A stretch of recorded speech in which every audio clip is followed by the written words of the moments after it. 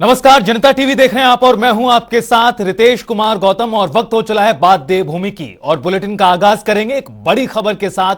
बड़ी और अहम जानकारी से आपको रूबरू करा दें। दरअसल पिथौरागढ़ से एक बड़ी खबर सामने आई है। दुखद जानकारी आपको बता दें, खाई में बोलेरो गाड़ी गिरी है और दुखद बात यह कि कई लोगों के मारे जाने की खबर आई है। 12 लोगों की मौत हो गई है इस हादसे में, कई लोग घायल बताए जा रहे हैं। पुलिस और प्रशासन की टीम भी मौके पर पहुंची हुई है। खाई से कई शव बरामद किए गए हैं। काफी गहरी ये खाई दिखाई दे रही है, तस्वीर में आप देख सकते हैं। आपको बता दें कि सभी लोग मंदिर दर्शन के लिए जा रहे थे, लेकिन इस दौरान गाड़ी असंतुलित हुई और गहरी खाई में गिर गई, जिसकी वजह से बड़ा हादसा पेश आया है।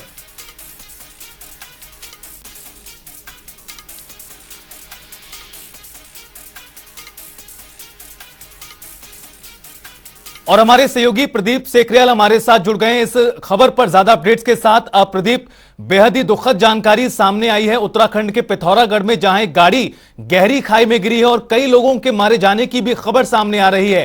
क्या कुछ अभी ताजा अपडेट्स और किस तरह से ये आखिर हादसा पेश आया है, क्या कारण माना जा रहा है इसके पीछे? जी बिल्कुल, ये एक बहुत ही एक बड़ा हादसा कह सकते हैं और 12 लोगों की कैजुअलिटी की खबर इस वक्त आ रही है। अगर मैं आपको जानकारी दूं तो जनपद पिथौरागढ़ के मुनस्यारी में एक होकरा एक स्थान है और वहीं पर मंदिर है, होकरा मंदिर, जो काफी एक फेमस मंदिर है। तो बागेश्वर के शामा से एक गाड़ी में बैठ करके वहां के लोग आए थे यहाँ पर मंदिर दर्शन के लिए। तो अचानक से गाड़ी होकरा आती, क्योंकि जैसे कि मैं आपको जानकारी देना चाहूंगा कि वहां पर रोड संकरी थी और कच्ची वहां पर रोड थी, क्योंकि धारचूला मुनस्यारी वैसे भी आपदाग्रस्त क्षेत्र है, यहाँ जो है सड़कों की हालत बेहद खराब है, तो इसको भी एक कारण माना जा सकता है। और रोड संकरी थी तो गाड़ी का एक टायर जो है कि जो है रोड से नीचे की मतलब तरफ को आगे, तो जिससे ये हादसा हुआ हो सकता है। इस तरह का जो है कि अभी आकलन है और करीब करीब 600 मीटर गहरी खाई में गाड़ी के गिरने की संभावना है और ऐसा कहा जा रहा है। और इस वक्त रेस्क्यू का वहां पे कार्य चल रहा है। जैसे अभी जो फाइनल अपडेट आएंगे तो उसके बाद हम उसकी भी आपको जानकारी देंगे। लेकिन ये एक बड़ी और दुखद खबर ये है कि 600 मीटर गहरी खाई में एक कार गिर गई है, बोलेरो गाड़ी, और जिसमें 12 लोगों की मौत, ऐसी आशंका भी जताई जा रही है। बहुत शुक्रिया प्रदीप, तमाम जानकारी देने के लिए। आपको बता दें कि बेहद ही दुखद खबर सामने आई है पिथौरागढ़ में, जहां गहरी खाई में गाड़ी गिरी है और कई लोगों की मौत अभी तक हो चुकी है। बागेश्वर के रहने वाले थे सभी लोग।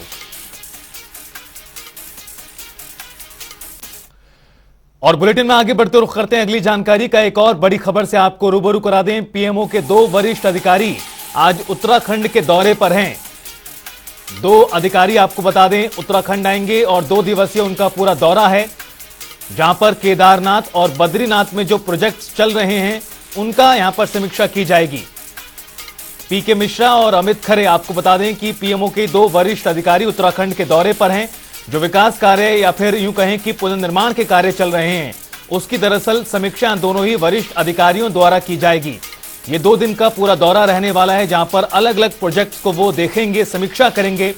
पीके मिश्रा और अमित खरे आज पहुंचेंगे उत्तराखंड, पुनर्निर्माण और विकास कार्यों का लेंगे जायजा। ये बड़ी खबर, अहम जानकारी। दरअसल इस खबर को इस तरह से भी समझिए कि सीधा पीएमओ की नजर इन तमाम विकास कार्यों पर बनी हुई है। किस तरह से जल्द ये विकास कार्य पूरे हों, श्रद्धालुओं को परेशानी ना हो, इन तमाम चीजों पर बारीकी से नजर रखी जा रही है पीएमओ द्वारा।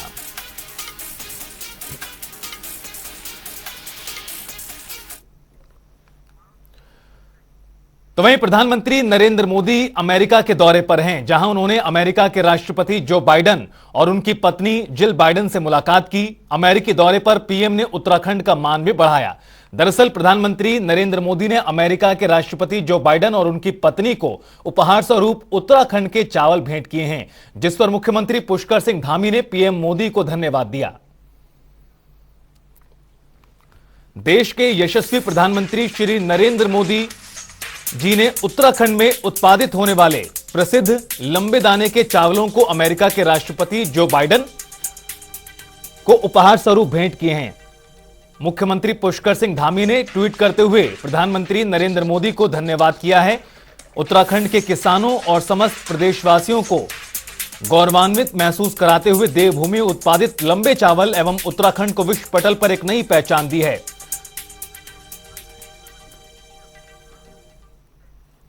उत्तराखंड में कैबिनेट विस्तार की चर्चाएं फिर से गर्म हो रही हैं और आपको बता दें कि कैबिनेट मंत्री चंदन रामदास के निधन के बाद कैबिनेट के 4 पद खाली हैं और इन्हें जल्द ही भरा जाना है। दूसरी ओर मुख्यमंत्री पुष्कर सिंह धामी और कई कैबिनेट मंत्रियों ने कुछ दिन पहले ही राज्यपाल से मुलाकात की थी। चर्चाएं ये भी हैं कि कई कैबिनेट मंत्रियों को उनके गलत आचरण की वजह से कैबिनेट से हाथ धोना पड़ सकता है और कुछ नए चेहरे कैबिनेट में शामिल हो सकते हैं।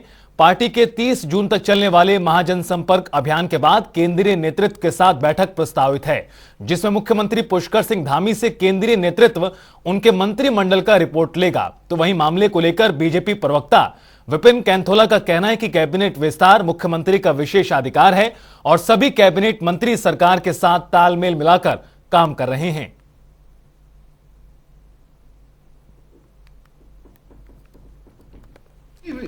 नहीं, बिल्कुल नहीं। सब सरकार बेहतर ढंग से काम कर रही है। कैबिनेट रोज नए फैसले लेती है। जब भी कैबिनेट की बैठक होती है उत्तराखंड के विकास के लिए, उत्तराखंड के जनता के सरोकारों के लिए, उत्तराखंड के लोगों के बेहतरी के लिए हम सब हमारी कैबिनेट फैसला लेती है। निश्चित रूप से सारे कैबिनेट मंत्री बेहतर ढंग से अपने अपने विभागों में काम कर रहे हैं।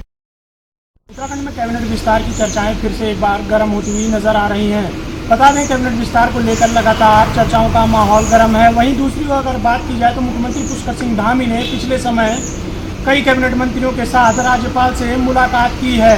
माना यह भी जा रहा है कि इस बार कई नए चेहरों को कैबिनेट में जगह मिलेगी और कुछ पुराने चेहरों को कैबिनेट से बाहर का रास्ता निकाला जाएगा। इससे साफ होता है कि कहीं ना कहीं पार्टी द्वारा जल्द ही इस निर्णय को सार्वजनिक किया जाएगा।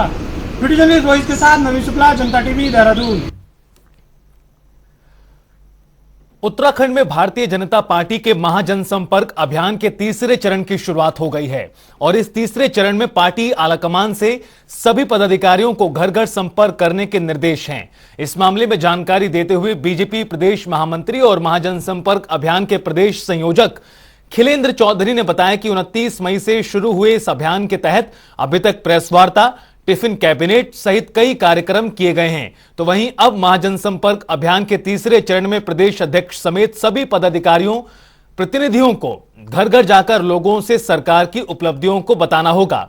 और आपको बता दें कि महाजनसंपर्क अभियान का तीसरा चरण 20 से लेकर 30 जून तक मनाया जाएगा।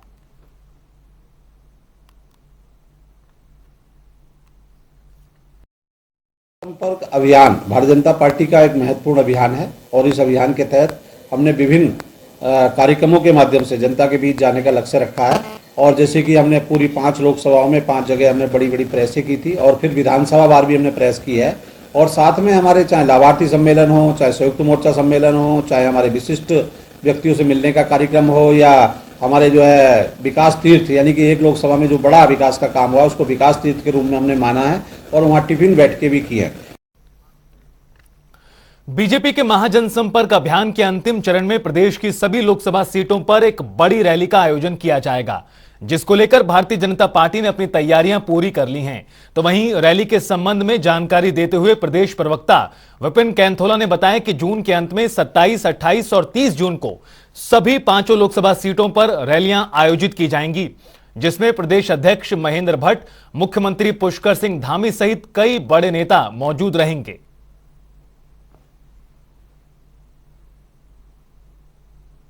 देखिए, 5 लोकसभाओं में की जो जनसभाएं होनी है जनसंपर्क को लेकर के वो तय कर दी गई हैं। 27 तारीख को टिहरी की जनसभा है, 28 तारीख को गौचर में जनसभा गढ़वाल लोकसभा की है, शाम को रुड़की में हरिद्वार लोकसभा की है, 30 तारीख को अल्मोड़ा की बागेश्वर में है और 30 तारीख की शाम को ही नैनीताल लोकसभा की बाजपुर में है। सभी 5 की 5 लोकसभाओं में माननीय मुख्यमंत्री जी जनसभाओं में रहने वाले। केंद्रीय मंत्रिमंडल से कौन नेता कौन मंत्री का समय मिलता है, उन सभाओं में जो जिस भी मंत्री का केंद्रीय नेतृत्व का हमें समय मिलेगा। और चलिए बुलेटिन में आगे बढ़ते हैं और बात करते हैं चारधाम यात्रा में उमड़ रही बड़ी संख्या में श्रद्धालुओं की। चारधाम यात्रा में श्रद्धालुओं ने एक नया रिकॉर्ड बनाया है। चारधाम यात्रा में अभी तक 47 लाख श्रद्धालुओं ने रजिस्ट्रेशन कराया है, जो अपने आप में एक रिकॉर्ड है। तो वहीं पिछले साल कुल 46,27,000 श्रद्धालुओं ने दर्शन के लिए पंजीकरण कराया था। सबसे अधिक श्रद्धालुओं ने वेब पोर्टल के जरिए पंजीकरण कराया और इसके बाद मोबाइल ऐप और व्हाट्सएप के जरिए यात्रा का पंजीकरण कराया गया। और आपको बता दें कि अब तक इस साल 30 लाख से अधिक श्रद्धालु दर्शन कर भी चुके हैं। सबसे अधिक केदारनाथ में 10 लाख से ज्यादा श्रद्धालुओं ने दर्शन किए। फिलहाल यात्रा नवंबर तक है और ऐसे में इस साल पंजीकरण और श्रद्धालुओं के दर्शन करने का एक और नया रिकॉर्ड बनने की संभावना है।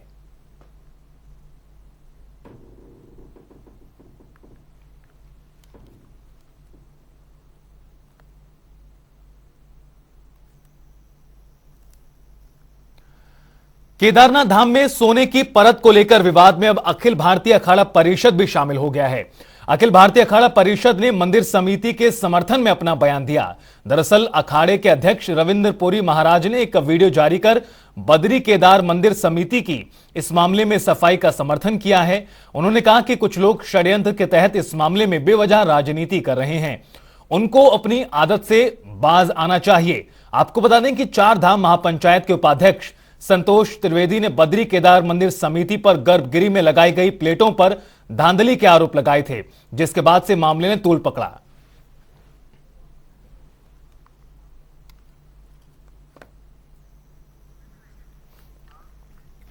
उधर राजधानी देहरादून में एक बार फिर मौसम ने अपना मिजाज बदला है। राजधानी में तेज हवाओं के साथ जोरदार बारिश हुई, तो वहीं बारिश के चलते तापमान में भी गिरावट आई है। तो वहीं गर्मी से परेशान आम जनता को भी थोड़ी राहत मिली। बारिश से बता दें आपको, लोगों के चेहरे पर खुशी दिखाई दी।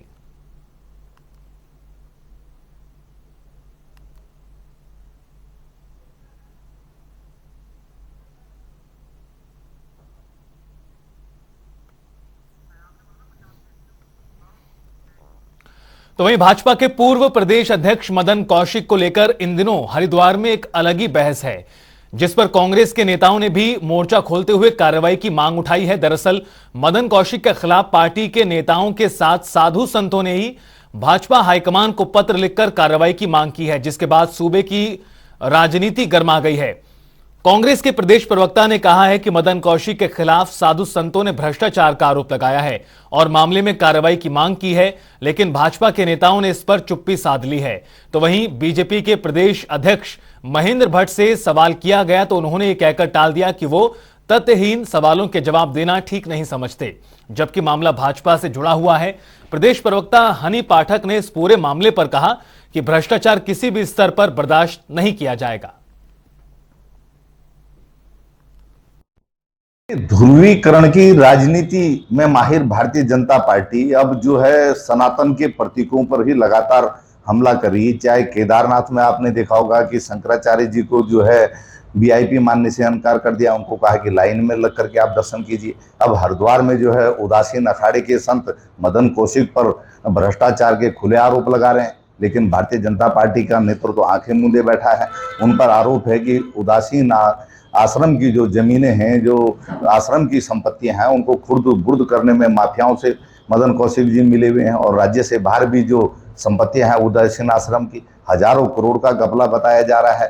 तथ्यहीन आरोपों का मैं कोई जवाब नहीं देता हूं और हमारे अगर ऐसा है तो पूरा रुड़की हरिद्वार की तो कांग्रेस बची नहीं आज की तारीख में, और अभी 2-3 महीनों के अंदर और बड़ा चमत्कार आपको सुनाई देगा। उधर देहरादून में प्रदेश कांग्रेस कार्यालय में पूर्व प्रदेश अध्यक्ष गणेश गोदियाल ने प्रेस कॉन्फ्रेंस की। प्रेस कॉन्फ्रेंस में गणेश गोदियाल ने केदारनाथ मंदिर में सोने को लेकर चल रही अफवाहों को लेकर बीकेटीसी पर जमकर निशाना साधा। गणेश गोदियाल ने कहा कि बीकेटीसी 230 किलो के स्वर्ण मंदिर का जवाब दे। उन्होंने कहा कि 23 किलो सोने का माप बीकेटीसी को कहां से मिला। गणेश गोदियाल ने सवाल उठाते हुए पूछा कि तांबे की पद को छुपाने के लिए क्या इटैलिक सीट लगाई गई थी। आगे उन्होंने क्या कुछ कहा, आइए आपको सुनाते हैं।